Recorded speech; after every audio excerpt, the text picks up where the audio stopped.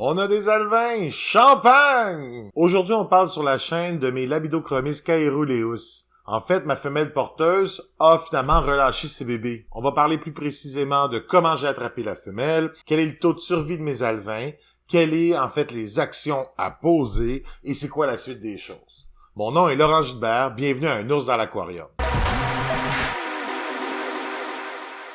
Si vous êtes nouveau à la chaîne et vous êtes intéressé par les aquariums, les poissons ou l'aquariophilie en général, abonnez-vous à Un ours dans l'aquarium parce que cette chaîne-là a été conçue pour faciliter l'approche à l'aquariophilie, discuter de thèmes qui nous intéressent tous et suivre, on pourrait dire, les aventures avec mes aquariums. Donc, pour faire un léger résumé de ce qui se passe en ce moment, en début d'été, j'ai réussi à avoir un gros aquarium de 450 litres et avec des roches vivantes qui étaient faites pour l'eau salée. Après avoir traité mes roches pour pouvoir les transférer à l'eau douce, j'ai donc créé un aquascape pour des labidojanes du lac Malawi avec un look d'eau salée, si on pourrait dire. Moi, personnellement, j'ai aucun problème avec ça. Je sais que certaines personnes trippent moins, mais moi, personnellement, je trouve qu'avec les labidojanes, c'est fantastique comme rendement. En fin août, mon aquarium était cyclé, tout était prêt pour que j'aille chercher mes 6 labidochromis pour que, justement, je puisse alors les procréer. Parce que mon but, c'était d'avoir une reproduction, de m'assurer d'avoir des alevins qui puissent augmenter la population de ma colonie. J'en ai donc acheté 6 pour m'assurer d'avoir un bon ratio mâle-femelle. Après, je voulais grandir ma colonie, puis je voulais le faire quand même le plus naturellement possible, tout en augmentant le plus possible mes chances. 2 semaines plus tard, une femelle portait dans sa bouche, on voyait son goître, son gosier vraiment sorti par en bas, on savait qu'elle portait ses œufs. Puis selon mes recherches, puisque je connaissais un peu, je savais que les labidochromis prenaient environ 4 semaines avant de relâcher ses œufs. Donc je m'attendais qu'en début octobre, j'ai la naissance de mes alevins.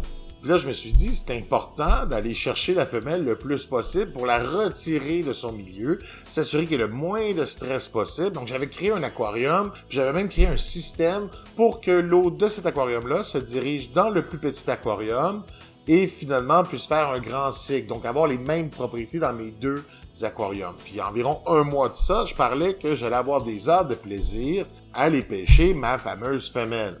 Pour de vrai, ça a été vraiment toute une aventure. J'ai essayé avec la puise de prendre mon temps, d'être délicat, d'être doux, puis d'essayer de voir si possiblement la femelle allait s'approcher puis je puisse l'attraper. Puis honnêtement, j'ai beau avoir essayé l'équivalent peut-être de 2 heures, ça a été un fiasco. J'ai réessayé 2 jours plus tard, encore un fiasco. J'ai reçu de l'aide d'un des abonnés, en fait, de quelqu'un qui a commenté sur ma chaîne, qui m'a proposé d'aller chercher, on pourrait dire, de construire un piège, comme un entonnoir pour aller chercher la femelle. Puis je l'ai essayé, ce truc-là. Finalement, j'ai attrapé 2 poissons avec ce truc-là, mais ça n'a jamais été la bonne femelle. Et en même temps, j'aimais pas trop le fait que quand j'étais pas là, le poisson pouvait rester dans son endroit pendant plusieurs minutes, voire même heures. Personnellement, je tripais moins avec cette solution-là, puis ça avait pas un rendement. En fait, la femelle qui était porteuse s'en méfiait beaucoup trop pour aller s'aventurer à l'intérieur. Donc, j'étais très déçu de ça. J'ai même essayé, en pur désespoir, une lampe de poche durant le soir, en fait, quand mes lumières étaient fermées, avec ma puise, une lampe de poche pour peut-être attirer la fameuse femelle, sans succès. En fait, j'ai joué à tout ce que j'ai essayé, sauf rendre les poissons peureux de moi. En fait, vraiment, là, j'ai été très déçu de ça. Pendant 3 semaines, les poissons de l'aquarium entier, quand je m'approchais, se sont cachés. J'ai beau avoir été très doux dans ma méthode, mais l'introduction de la puise, l'introduction du piège, l'acharnement, on pourrait dire, là, a créé un stress que les poissons ont vraiment une certaine méfiance avec moi. Maintenant, c'est quand même moi qui les nourris. Puis les poissons, ça n'a pas nécessairement la meilleure mémoire. Donc, tranquillement, pas vite, je vois que cette méfiance-là diminue. Ils sortent un peu plus pour me voir, mais encore là, vous le remarquerez peut-être dans mes vidéos, qu'ils sortent beaucoup moins qu'avant. Donc, vraiment, là, ça, j'ai été déçu, j'ai été même triste un peu de ça, parce qu'avoir su, depuis le départ, que je n'allais jamais être capable d'attraper ma femelle, j'aurais préféré ne rien faire, puis avoir une meilleure interaction avec mes poissons, parce que franchement, une des belles choses de nos cyclidés mbounas du lac Malawi, c'est qu'ils sont super amicaux, puis ils font des relations avec vous. Donc vraiment, généralement, ils viennent vous voir. Je vous le dis, peut-être qu'en ce moment, on le voit pas, mais je gesticule beaucoup. Quand je suis plus calme, les poissons ressortent. Maintenant, on va parler de mes alevins, parce que finalement, les alevins, ils sont sortis. Faut comprendre que la femelle, pendant 4 semaines que son gosier était grand, Elle n'a pas mangé, là. Donc, elle n'a pas grossi, là. Donc, déjà là, j'étais capable facilement de savoir quelle était ma femelle qui portait ses œufs, en plus d'avoir la grosse bouche. Donc, la journée où est-ce que la bouche, on pourrait dire sa grosse bouche, son gosier, on pourrait dire, a disparu, ben, je savais c'était laquelle, puis je savais exactement que les bébés étaient nés. Puis cette journée-là, j'ai franchement vu aucun poisson. Donc, j'ai eu un peu peur que tous mes bébés étaient morts. Mais, le lendemain, j'ai vu mon premier alevin. Donc, c'est le 12 octobre que j'ai vu le premier alevin.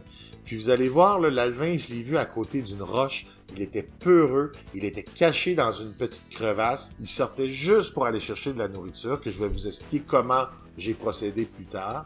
Puis, vraiment, là, on le voyait sortir, revenir, tester son milieu. Puis, je vous dirais que depuis le 12 octobre, donc nous sommes le 19, donc ça fait 7 jours, depuis 7 jours, il n'a pas bougé de son endroit. Donc, le fait que je savais que l'alevin ne bougeait pas de son endroit m'a donné l'impression qu'il y avait probablement d'autres alevins qui ne bougeaient pas non plus de leur endroit. Et j'ai commencé à regarder toutes les petites crevasses, les petites roches que j'étais capable de trouver en sachant que le moment où je trouve l'alevin, je sais où est-ce qu'il sera pour un certain temps. Comme ça, j'ai commencé à découvrir mon deuxième alevin, puis mon troisième, puis mon quatrième.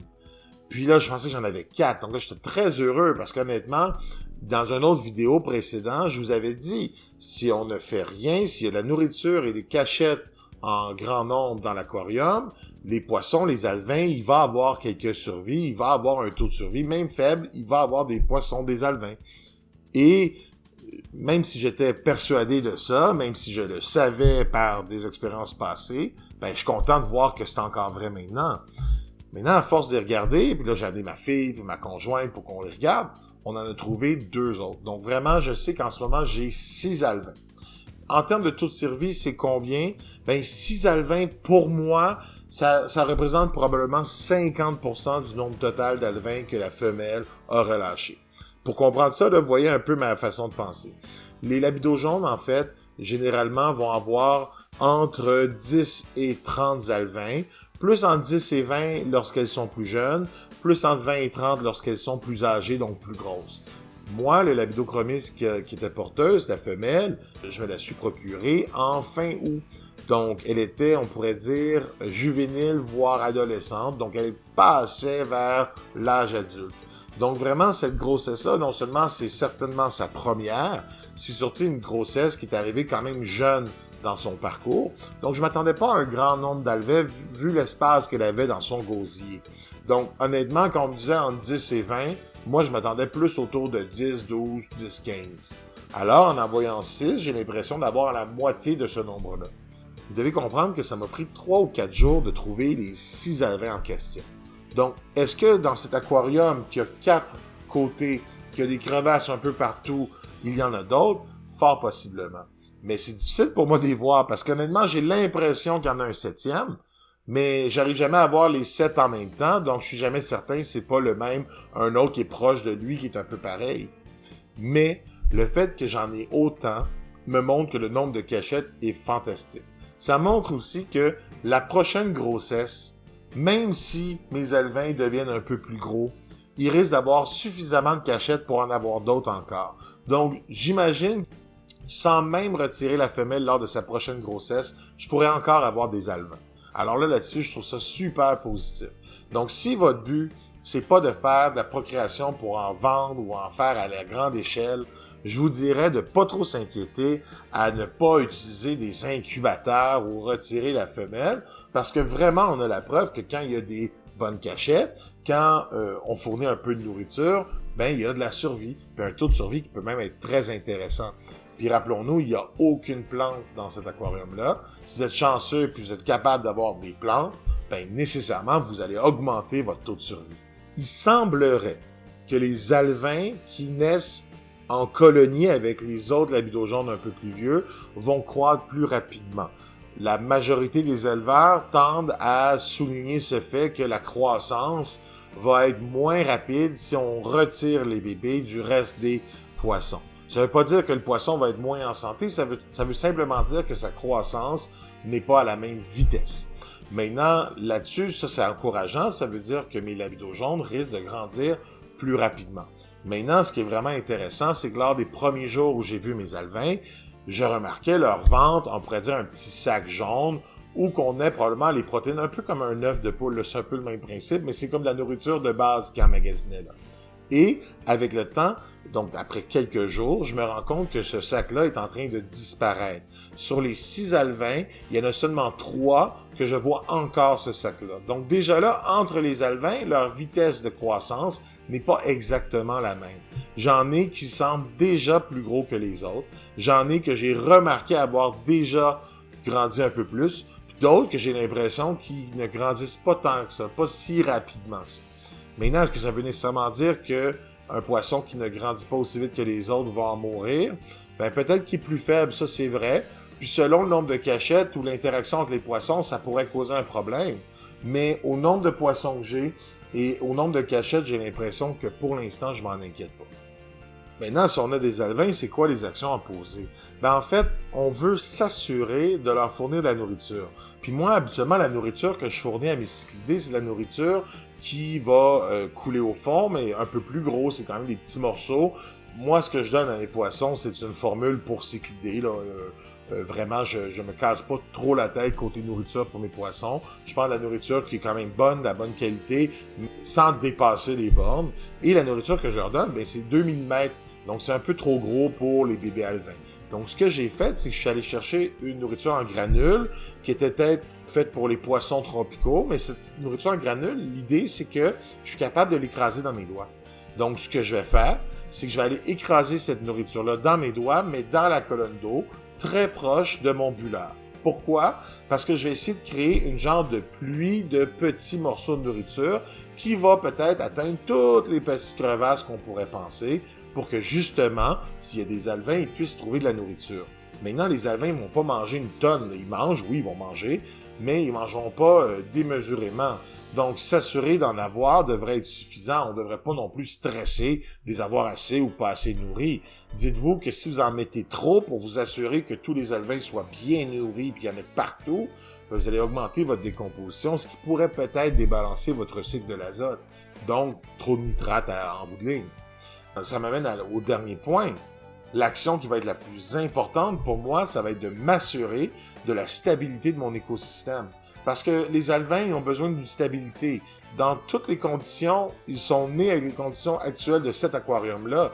Donc moi, l'important, ça va être de stabiliser l'aquarium. Ça veut dire que je veux m'assurer qu'il n'y ait pas de différence de pH ou le moins possible. Je veux m'assurer aussi que mon nombre de nitrates n'augmente pas trop rapidement.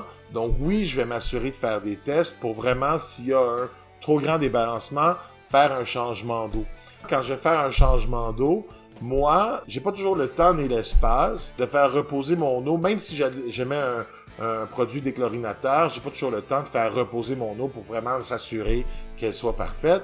Donc c'est sûr que quand je vais rajouter mon eau, il y a un peu de molécules de chlore qui rentrent avant qu'on puisse vraiment faire le déchlorinateur. Donc, à ce moment-là, c'est sûr que je vais essayer de pas faire des changements d'eau trop d'envergure, mais je vais en faire régulièrement. Puis dès que je vois un changement dans les paramètres trop importants, exemple, si j'étais autour de 10 ppm de nitrate, puis je monte à 20 ppm de nitrate, même si 20 ppm, c'est pas la fin du monde, je vais essayer de faire un changement d'eau pour le diminuer. Et finalement, comme j'ai expliqué, j'ai une femelle qui a pas grandi pendant 4 semaines ou presque. Parce que pendant 4 semaines, elle a pas mangé. Donc, elle, faut que je m'assure qu'elle va bien croître, faut que je m'assure que sa convalescence se passe bien. Donc ça, c'est sûr, c'est rajouter de la nourriture, c'est s'assurer qu'elle en a assez, parce que des fois, les autres poissons qui sont plus gros, plus rapides, pourraient faire de l'intimidation lorsqu'on les nourrit. Donc je m'assure qu'il y a assez de poissons, assez de nourriture pour tous. Et c'est vraiment de l'observation, c'est vraiment de s'assurer que tout va bien. Et s'il y a des changements dans l'attitude, dans les relations entre les poissons, ou même dans les paramètres, il faut s'ajuster. Et la dernière chose qu'il faut faire, la dernière action qui est vraiment importante, ça va être de recommencer. Moi, je vous souhaite bonne chance dans vos projets. À la prochaine. Merci.